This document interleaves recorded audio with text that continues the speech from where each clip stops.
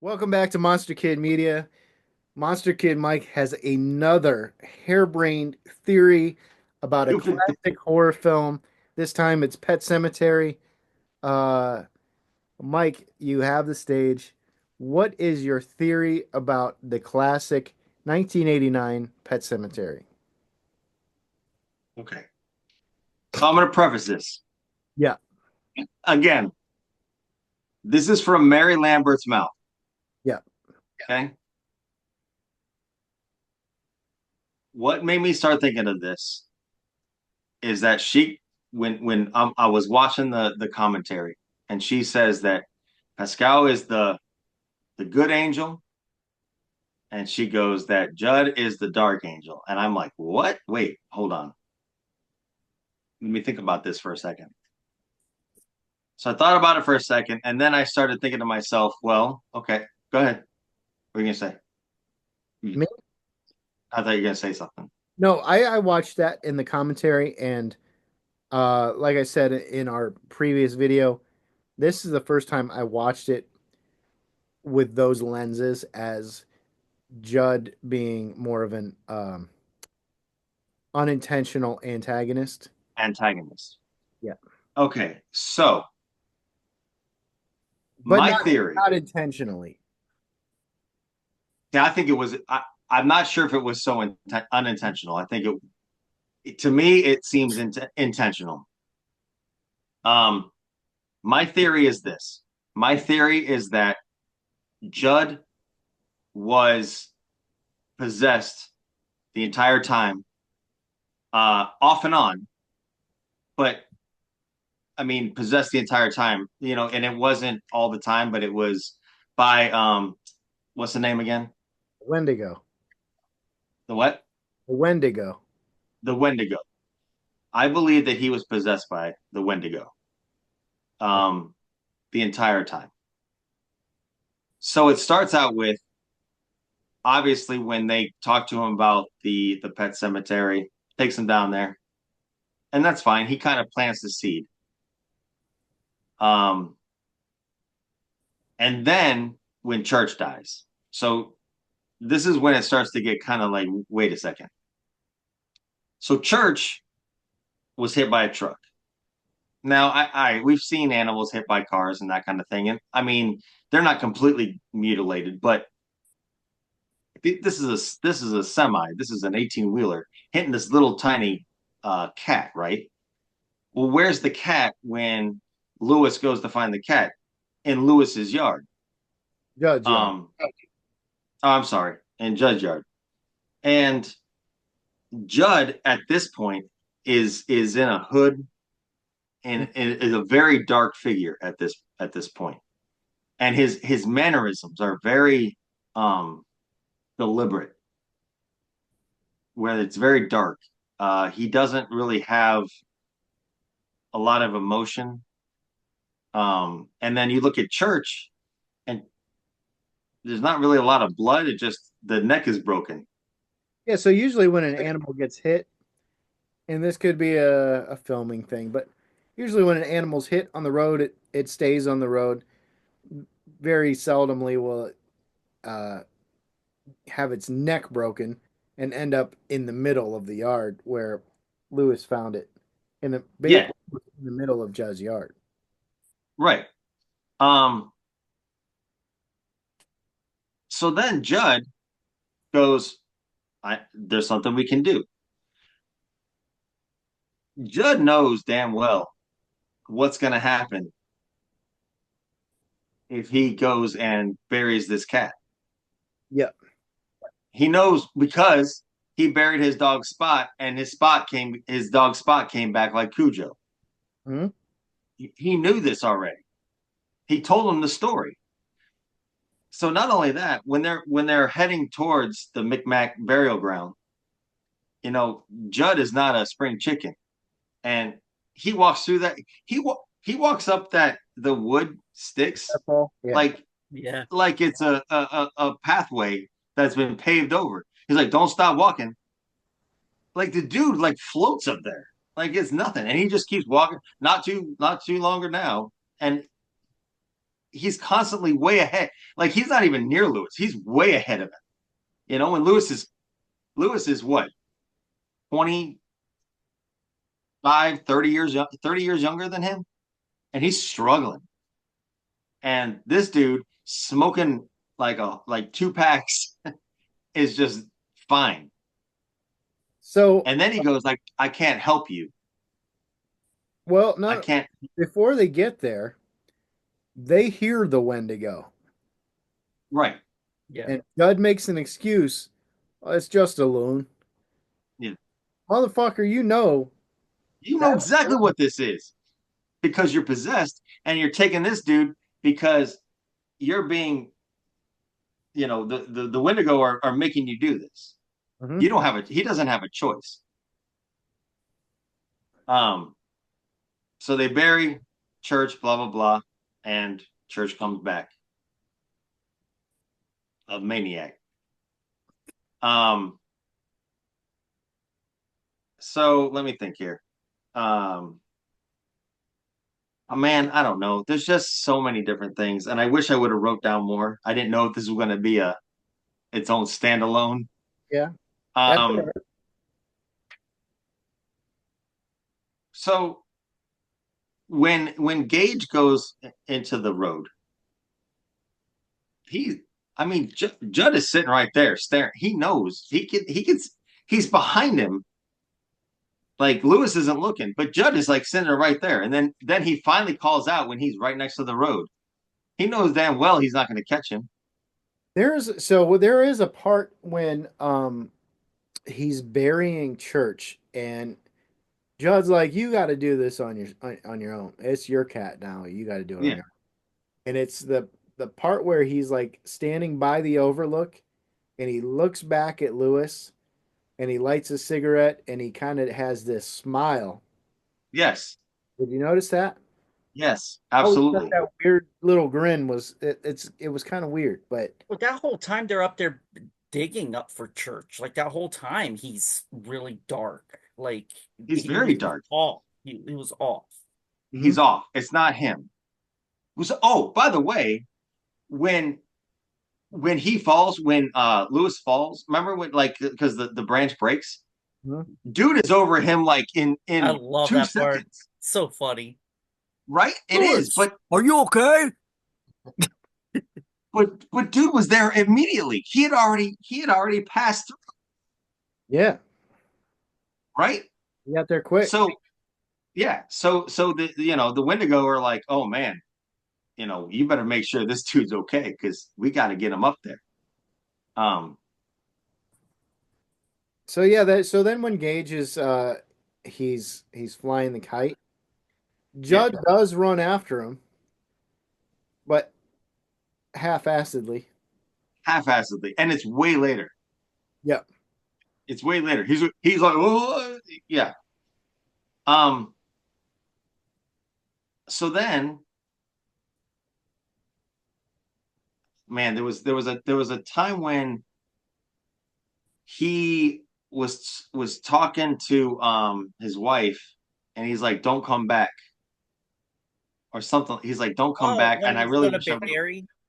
when he was gonna bury Gage. Yes. He's like, "Don't Yeah. come back here." He's like, "Don't come back here." Um, and he knows damn well what he's gonna do, and he basically is telling him the story to get him to think about doing it. He wants to put it in his brain to do it. Because the Wendigo is controlling what he's doing, right? At 56 minutes of the movie, and I looked at the time,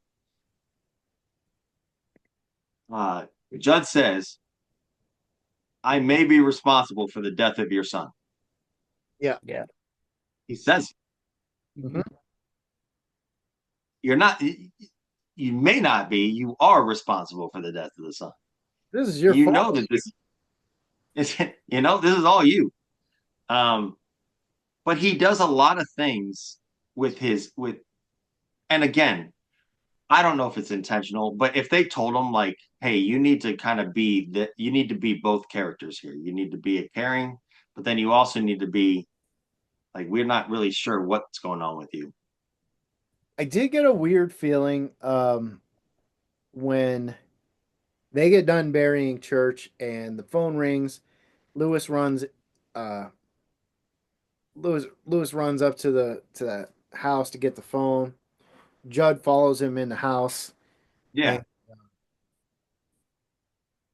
he says, "Don't tell anybody about what we did tonight." Yeah. exactly. Lewis is like, "Well, what did we do?" And he came up with some excuse about how Ellie's not ready to lose her cat yet. And then Lewis looks at him kind of confused and he backs out of the house. It was kind of a weird back out. But then It was a weird back end. he goes back over across the street to his house, but then he kind of looks back at the Creed house with this kind of creepy look. Mm-hmm. Yep. So Lewis goes and buries Gage, Mm-hmm.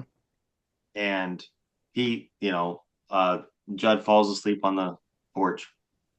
Then he realizes. Does anybody else find it interesting that where did Gage go first? And we went over to Judd's. He went over the Judds. He went home first and got the scalpel Oh, he did, yeah. He and all walked right. through the He got the house and stuff. scalpel. All right, so he got the scalpel, Mm-hmm.